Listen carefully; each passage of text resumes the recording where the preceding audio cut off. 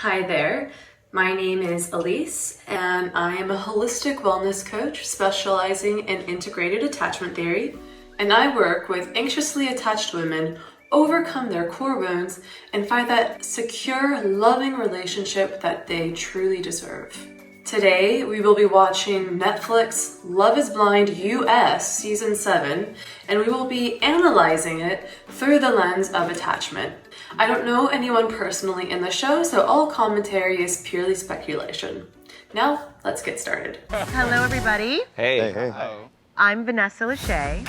And I'm Nick Lachey, and welcome to Love is Blind. What was it about Love is Blind that appealed to you? Looks fade. I want somebody gonna choose me through thick and thin. I've dated based off looks, and so far it's gotten me nowhere. In the conventional dating world, when you're on date 1, 2, you come off as crazy to be like, so do you want kids? Or like, how do you see yourself being a husband? Nothing's off limits. Okay, so this lady, she said she was 36. She said in the dating world that on date 2, you're not really supposed to say, so are you looking for kids? Now, ladies, I disagree. Because especially at 36, I'm 36, so I can relate to that.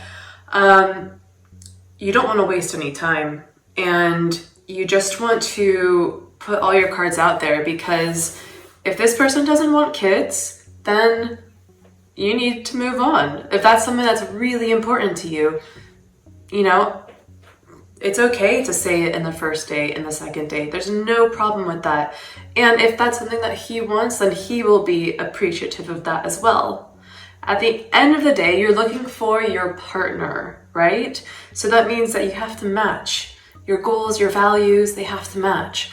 So you don't have to approach it in an interrogation way where you're just like asking them all those questions, but I think it's very appropriate to talk about kids and marriage and what your goals are at the start, because like I said, you don't really want to waste time in your 30s. This experiment is the best thing I've done in my life. You don't know who you're gonna talk to. You don't know if you're gonna leave here single. You don't know if you're gonna get down on one knee in a couple weeks, right? But I don't think I've ever been in love. That's the part that scares me a little bit about this. I love my best friends and my family, but this is a romantic type of love. I get anxious, I get nervous, I overthink things, my stomach starts to turn. But whenever I get nervous, whether it was for football or it was for work, it meant that it really mattered to me. Okay, so Nick D says that he's not sure if he's ever really been in love, that when it comes to love and dating situations, he gets anxious, he gets nervous. So he could have an anxious attachment style. That could be a little warning there. So we'll see as how this progresses, if those wounds start coming out. I'm actually really grateful to be here. I'm grateful to be here with you. Yeah, don't sauce me up like that. Come on, I'm gonna be thinking about you in there now. I'm fortunate, I have an interesting and lucrative job. I'm an art dealer. It's a family business. I ended up inheriting it.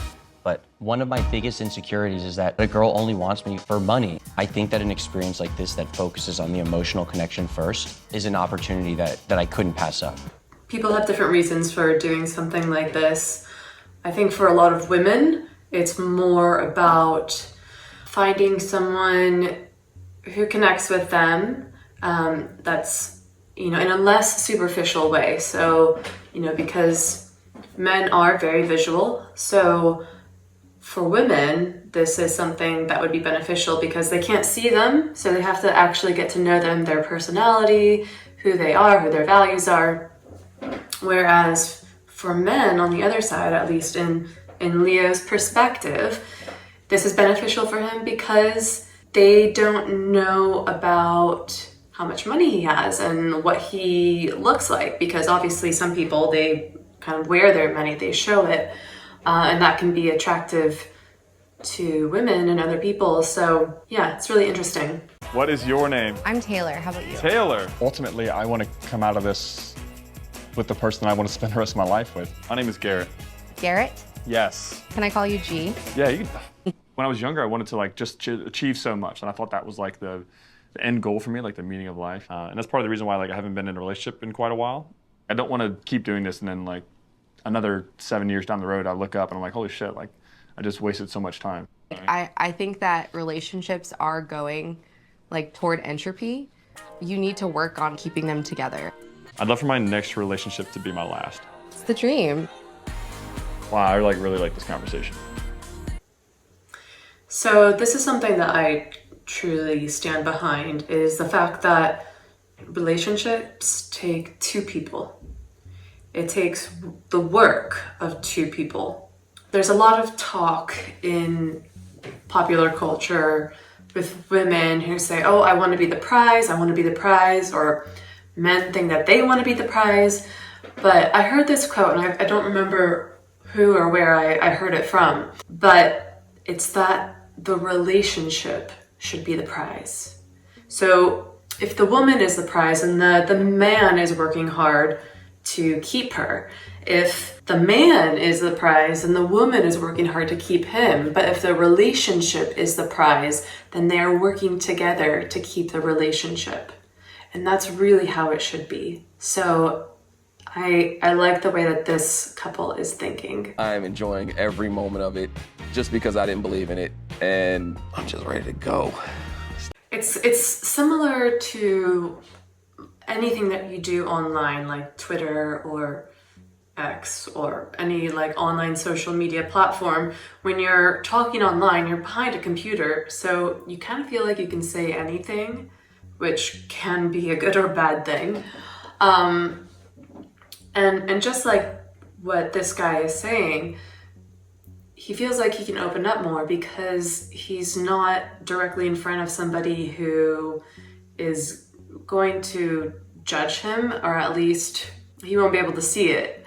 So it feels like for him that he can be himself more, he can open up more. And, you know, that's a great thing. However, what tends to happen in these shows is that if you do that, which, like I said, is a good thing, that is something that has to be continued, because often they'll be like that in the pod, and then once they meet each other, it's a different story, and they're not able to be as open as they were when they were behind a wall, and that can actually be a detriment to the relationship, to have that difference. So hopefully he'll be able to maintain it, but yeah, we'll see. What was your first impression of me? Fun and bubbly, but not shallow. Yes. Anytime I have to do something painful, I just imagine my mom dying and how painful like that must have been. Whoa. Well, you've been through the same thing, and I'm like, okay, if she can do that, I could do that. I think it's really cool that you took over the family business and it's something that you love and you're passionate about. Like, I'm like really fortunate to be 30 years old and like really not like have to worry about money at all. Like, it's something I'm kind of like honestly a little bit uncomfortable talking about in general. I grew up like very well off. After I graduated college, kind of being groomed to take it over, but like in like, you know, like a decade or two, you know, like it wasn't expected I was gonna be taking over like right away. And then because I had all of these family tragedies, I got inheritance all at once and kind of, you know, relatively young. The business I like was really blessed to inherit like does pretty well. Yeah. Okay, you opened up the door for something that really I've literally been having an anxiety attack about all day. Okay, in a marriage, finance. So he earlier had said that he likes this idea of talking to someone behind a wall because people are not gonna judge him for the amount of money that he has, and now he's just gone and said it. So I think that maybe he unconsciously uses that as a way to attract women. I could be wrong. Maybe he's just being extremely vulnerable and he has this connection with this girl and feels like, you know what, this is the right time to say it. But it's still really early days, and if you say that you have a big family inheritance, you're 30 years old, you don't need to worry about money, that's gonna send the wrong message. And then the girls, maybe they liked you, but now they might really like you unconsciously, not even trying. So yeah, I'm I'm a bit worried about this. How would you split the bills? Would it be 50-50? I don't know if I believe in paying all of it. And but I also don't think I believe in splitting 50-50 if I'm like making more. But I do like the thought of both of us paying something because it feels like we're both invested. I'm glad because the other guys were hard 50-50 and I didn't realize, like, I don't agree with that. I do like nice things, and we shop more. Grooming and nails and hair and my fucking workout classes and stuff are expensive. And my last relationship, I was taken care of 100%. One of the things that I am most insecure about is, does she want me because of my job and because of the money that I was very blessed to have? So if this is something that he's so insecure about, why is he talking about it with this girl so soon? Why is he sabotaging himself? I always would need the assurance, like, if we woke up tomorrow and suddenly all my money vanished, you would be there with me, and that, like, not like shit, my fucking lottery ticket just like got, you know what I mean? I will tell you, if I wanted to marry for the money, I would have married a very long time ago. I'm curious to see how many women he's going to share this information with.